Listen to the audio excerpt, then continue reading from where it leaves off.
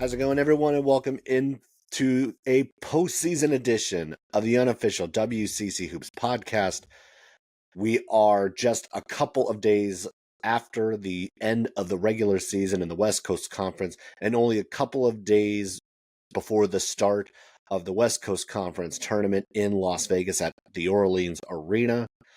For since 2009, that means this will be tournament number 17 in that building. So a long, long time in that secondary home, Spokane South, as maybe some will call it. A lot of people would call it, as we know how the Zags do typically tend to dominate that building.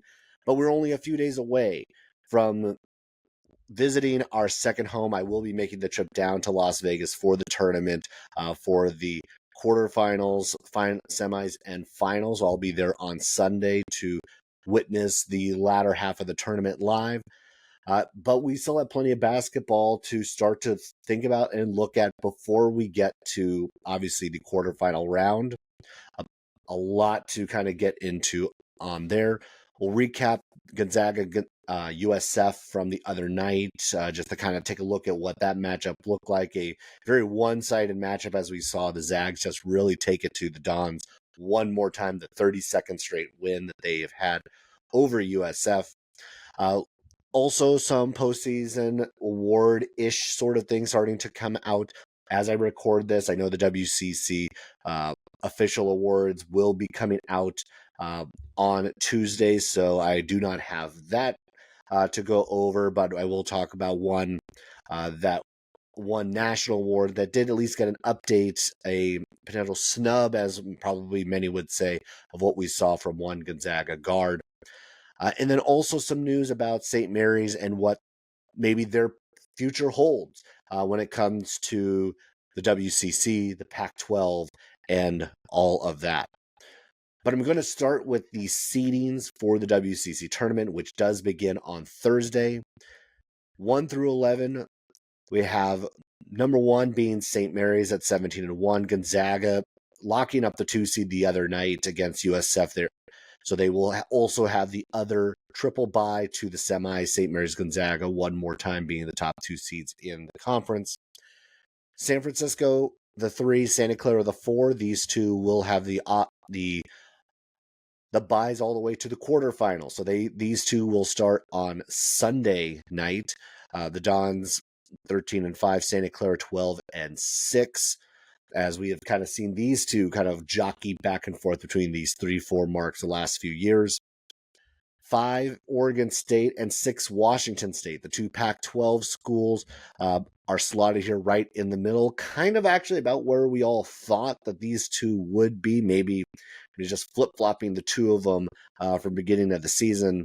But 5-6, the Beavers and the Cougs, getting the last true bye of the tournament. These two will start in the third round on Saturday.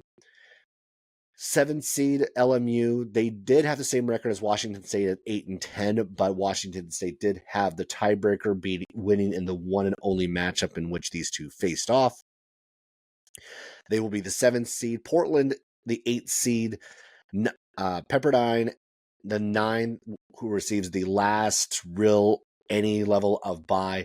In the Pacific, and San Diego will be the opening round game on Thursday as they will take on each other in that matchup at the Orleans.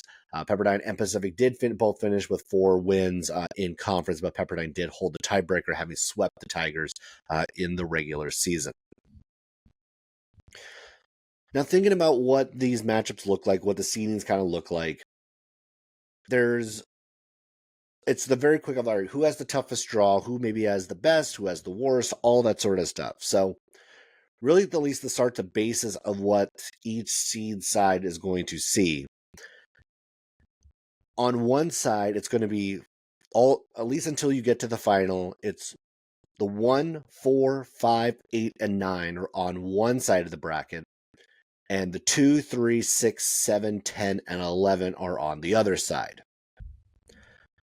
So that means on one side of the bracket, you will have San Diego, Pacific, LMU, Washington State, San Francisco, and Gonzaga. The other side will have Pepperdine, Portland, Oregon State, Santa Clara, and St. Mary's. Now, obviously, depending on who you're actually thinking about, which matchup is going to be the harder draw, really is going to be dependent upon which team you're talking about.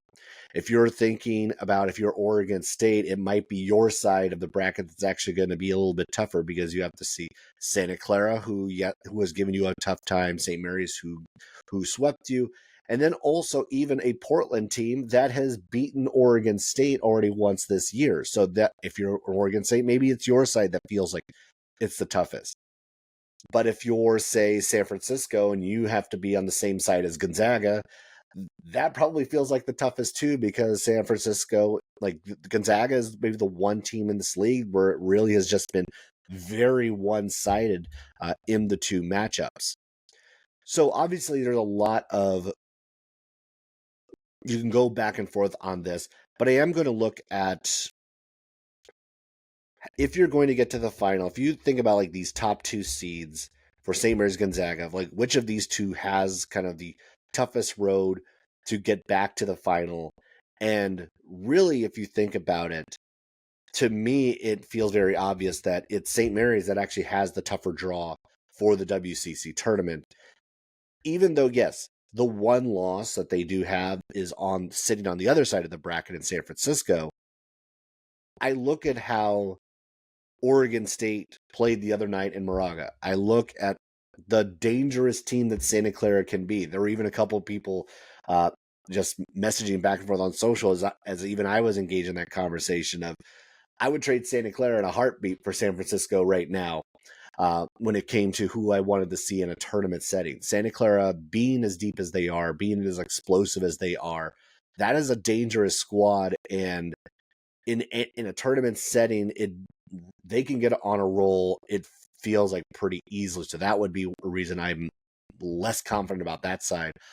Now, Portland's a team that's played really well in the last month or so. They were 5-2 in the month of February. They did lose to San Diego in the season finale the other night, which obviously not a great way to end the regular season. But even in that game, Portland scored 80 plus points. They've been 80 plus points for the most part of the last 5 weeks. And that offense, that rhythm going into Vegas, again, like if you're talking about like teams that are going to maybe benefit from more and more games, a team that is flowing offensively like Portland has been is one that I think is going to really do well early on in this tournament. Now, could they sustain it? That's probably a little bit more questionable, but the offense that they have had rolling for a while now, I would expect to play pretty well in Vegas. And then even the 9, Pepperdine. Pepperdine has also put up some interesting performances. A few weeks ago, going into Duluth at Washington State, should have had a win there. They gave Gonzaga all they could handle at the beginning of the regular season. They've had some moments where maybe they're just about to get over the hump, and they just haven't really done it this season. And of course, like, we're looking at a program that is trying to rebuild, start kind of from scratch. Ed Schilling has done, I think, a really good job with that program in year one. Mo Odom is a player, obviously, I really like what we've seen out of him. Stevan Todorovic has kind of resurrected his college career, going to Malibu. This side of the bracket has a lot of interesting stories and a lot of teams that still have some things to prove, and have shown signs that they might be just ready to get over the hump. So a Pepperdine, a Portland, an Oregon State, a Santa Clara, all these teams feel like that there's something left to prove. And being on the side of St. Mary's does feel dangerous in that respect. We're on the other side to think about it being an easier draw if you are Gonzaga. The 3 seed is San Francisco, who you have really just dominated the first 2 matchups. You have Washington State, very similar, kind of dominated that matchup. LMU, that has not been close in either game against the Lions, even though that got pretty ugly in Spokane. But that was a game that really never felt out of hand for the Zags. And then, of course, you look at like 10 and 11 Pacific and San Diego. Yes, San Diego did actually give Gonzaga at least like a little bit of a scare in Spokane at Spokane Arena. It just feels like the matchups of these squads against the Zags at this moment feel more lopsided than the potential matchups of St. Mary's against the rest of this field. And so if I'm looking at tougher draw, the tougher draw does feel like it's on the other side with a lot of teams with high potential, but maybe not as many of the results that they were hoping throughout the course of the year. And in this setting, in a winner-take-all scenario, you just never know. And I've said it from the beginning all year long that it's that Santa Clara team that probably scares me more than anyone, who could absolutely go on a run. And for the Beavers, both of them, the only way they're getting into the NCAA tournament is, guess what? Win in Vegas. And they might just be on the side of the bracket that is going to give them the best opportunity to at least get to the final. The other side just feels a little bit tougher road, mainly because of just how well Gonzaga has played in the last week and a half. All right, so thinking about that, I mean, again, so talked about Gonzaga, and I'll go into that game specifically. Right now, it's with USF and Gonzaga having had that game the other night, and this one really was just very lopsided from the get-go. It just, USF could never get out of the gates. It felt like they made a couple of pushes. The Zags ended up winning at Chase Center 95-75.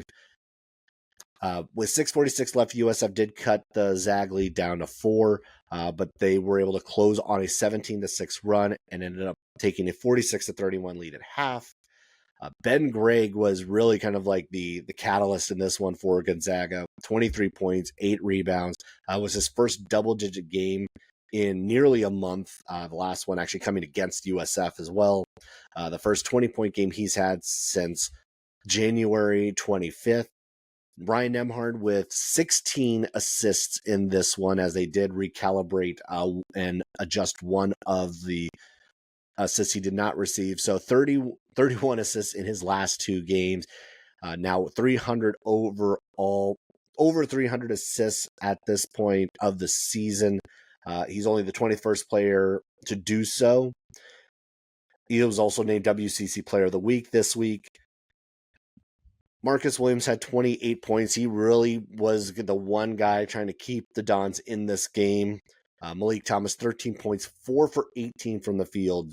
Gonzaga made life very difficult on Malik Thomas in this one. Ryan Beasley only was able to play 9 minutes. He did leave the game with a leg injury and did not return. Do hope to see him back and ready for Las Vegas. So TBD on the condition of Ryan Beasley. He missed the WCC tournament, or a good chunk of the WCC tournament last year with an injury. So hopefully Beasley can get back and really be able to participate in full at Orleans Arena. And I mentioned it earlier, 32nd straight time that USF has fallen to the Zags. This is it. Every time it feels like USF is ready to kind of take that next step, be able to get this game against the Zags, they have just fallen short. And maybe things will change in Vegas, but right now it just feels very tough to picture that if we were to see this matchup one more time on a neutral site, that USF is going to be able to close the deal this time. These first two matchups have just been very one-sided, and it has been all Zags. Now, I meant Ryan Nembhard having that incredible week this past week, 31 assists in the 2 games between USF and Santa Clara. And the Cousy finalist list was announced on Monday, the Bob Cousy Award for the best point guard in the country. And Ryan Nembhard's name was left off of that list.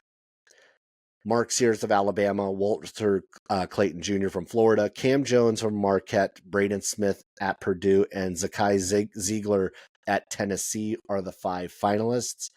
And yes, this got some plenty of attention and anger and angst from Zag Nation when it came to Ryan Nembhard not being on those lists. While I don't necessarily feel that he was going to be the pick overall, the fact that he was left off the final 5 really does seem like a huge omission for the type of season that Ryan Nembhard has had. He's the only player in the country with 10 who's averaging 10 assists per game. No one else is even averaging 5. He's first in total assists with 311 at this point, which is 60 more than number 2 in the country, which is Braden Smith. 110 more than Zakai Ziegler. He's second in assist to turnover ratio of 4.26. He's running the 7th most efficient offense in the country. This is a guy in Ryan Nembhard that really has done just about everything short of, obviously, what we could talk about, the shortcomings in these close games that they've had. But as of late in their wins, they haven't been close games, so there hasn't been a whole lot of opportunity to make good on some of maybe the small critiques you could have with Ryan Nembhard's game. And maybe you look at the points per game because that's not as flashy. His percentages aren't the best, and maybe you look at that. But nobody passes as well as Ryan Nembhard. No one has been as good running an offense as Nembhard has been this year. And it's crazy to think of all the guards that Gonzaga has had over the years, and they've had obviously some great guards. Jalen Suggs, Andrew Nembhard. You look at the Kevin Pangoses. You go up and down what Nigel Williams-Goss. You look at all the point guards that this team has had, and it was said, and it was quoted the other night. Mark Few said that Ryan Nembhard is the best passer he's ever had, and that is saying a lot based on who else has come through this program. The fact that he's not on this list is, even, again, to a St. Mary's fan, having seen what this guy could do, is incredible. Like, he should be at least on this list. Not saying, again, I don't think he should have won the Bob Cousy Award, because you look at all those other programs and what they're accomplishing this year.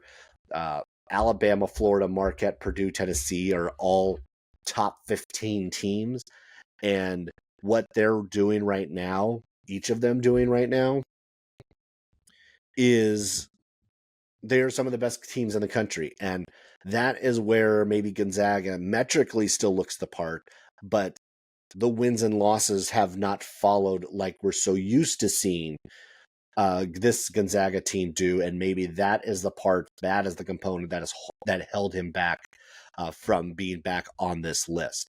So obviously it's neither here nor there. It doesn't really impact the grand scheme of things.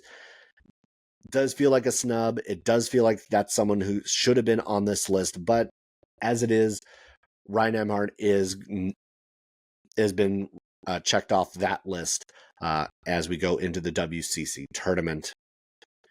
And one more bit of news, one more kind of like bit of what we're going to be seeing in the tournament. Now, schedule-wise, I am planning to do episodes between each of the games. So we will kind of get into everyday mode starting on Wednesday, so that we will have, or starting on Thursday, I should say, so that we do have, for every round, we will be going through the matchups and what to look for in each of those contests. And then hopefully we'll have some interviews to accommodate that as well as we go deeper and deeper into the tournament, and also then move locations, as I will move from, obviously, my home in the Bay Area to Las Vegas to do more of the podcast there as well. Now, one more note I wanted to kind of get into and discuss is that there has been was reported by the Big Mountain podcast on the Pac-12 expansion, and that the Pac-12 is, quote, locked into Texas State and St. Mary's. Now, what obviously I'm not ready to kind of write this into gospel or say that it is done or whatever else. There's so many moving pieces to realignment that you never say it's done until you hear a conference say it's done. We have seen way too many times that sometimes a report is balked, sometimes you jumped a little too early. We've seen the likes of UNLV back out at the last minute. We've seen some crazy things happen over the last couple of years when it comes to realignment, especially even with the realignment that has been occurring between, say, the Pac-12, the Mountain West, and the WCC. So much has been in flux. So hearing this report is a promising note, a very promising note for St. Mary's.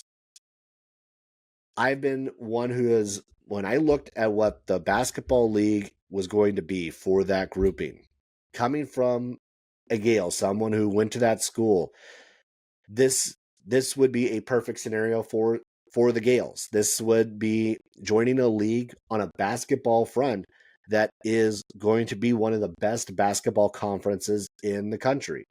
Already what they have added, Washington State, Oregon State leading this group, San Diego State, Utah State, Colorado State, Boise State, Fresno State, Gonzaga. You now add Texas State as the 8th football school and add St. Mary's to complete a 10-league basketball league. This now looks to be one of the best in the country and definitely the best on the West Coast. This is a group that right now the average net is going to be in the 80s, which is a big jump from what the WCC is, which I believe is about like 110, 115, something like that. This is it's a huge leap for St. Mary's if they were to get the official invite and join this league with a bunch of the schools that they've played over the last few years. They've played San Diego State. They've played Utah State. They've played Colorado State. They've played Boise. Obviously sees Gonzaga twice in league play. Washington State, Oregon State this year in the WCC and next year in the WCC. This is a group that the Gales are very familiar with and have been very competitive with. So this is there's nothing but good for St. Mary's when it comes to this. Now, obviously, this is all has the giant caveat of what does the finances look like? What does the tournament shares look like? What does the revenue component look like for the Gales? Because when it was announced that Gonzaga was going to get a near full share as part of their deal, that makes a lot of sense. I would not expect that St. Mary's would get a similar deal because of just the revenue that Gonzaga generates on a year in, year out basis and the scalability of what Gonzaga has accomplished to this point. Like St. Mary's is not in that realm. They're not at that level. But St. Mary's has done a really good job with what they've had. And maybe you can discuss about the lack of resources or the size of the school or whatever else. But the fact is there's clearly there's strong mutual interest, and it does look like this is getting closer and closer to being a real thing and a reality for St. Mary's. So exciting stuff for St. Mary's. Now on the flip side, I'd say this is devastating news for the WCC if this does come to fruition. I mean, you think about what has happened over the last 12 months for the WCC. You knew Washington State and Oregon State were coming in as temporary options. They were going to be here for 2 years. They were going to move on. You knew that from the get-go. You also had Grand Canyon and Seattle coming in next year. That was going to be kind of set in stone. And that was also a promising note. You had one program who was looking like it was going to be one of the next big mid-major programs in Grand Canyon, and another solid, very, very much the role of mid-major program in Seattle, one that had been getting better over the last few years. But in those 12 months, we have now seen Oregon State not only take out a good chunk of the Mountain West, they have taken Gonzaga to join that Pac-12 group. So they've taken your Chief 1A team. In the wake of the Gonzaga news, Grand Canyon rebunked the WCC invite and took an invite from the Mountain West, which obviously threw everything kind of into flux, and that is now in a legal battle with trying to figure out what Grand Canyon actually owes the WCC, and that is still yet to be determined as well. And if then St. Mary's now joins that group and jumps ship to the Pac-12, what is left for the WCC? Going into next year, there'll still be 12 teams in this league. You'll still have Oregon State, Washington State, Gonzaga, St. Mary's, and you add Seattle. But the year after that, in this scenario, Oregon State's gone, Washington State's gone, Gonzaga's gone, St. Mary's is gone.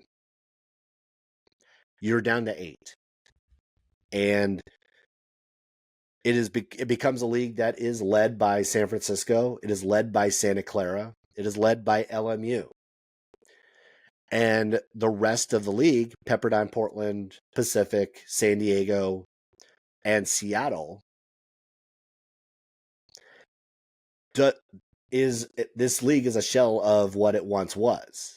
As good as Santa Clara and USF have been over the last few years, they are not enough to really, it feels, carry the load of what the rest of this league is going to be, because that bottom half, as we have seen, unfortunately, year after year, has not been able to climb out of the cellar.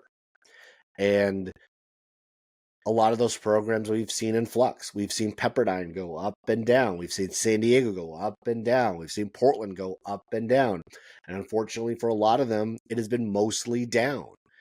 And I don't know if a departure of Gonzaga and St. Mary's actually helps the cause of those others now that they don't have the two juggernauts in the league anymore.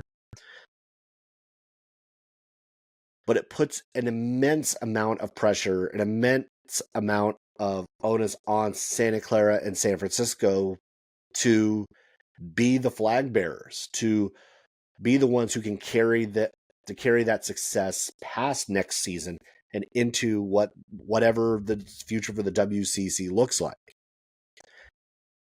I don't know if there would be an expansion option. It feels like we're almost at a stage where your options have been almost liquidated to an extent.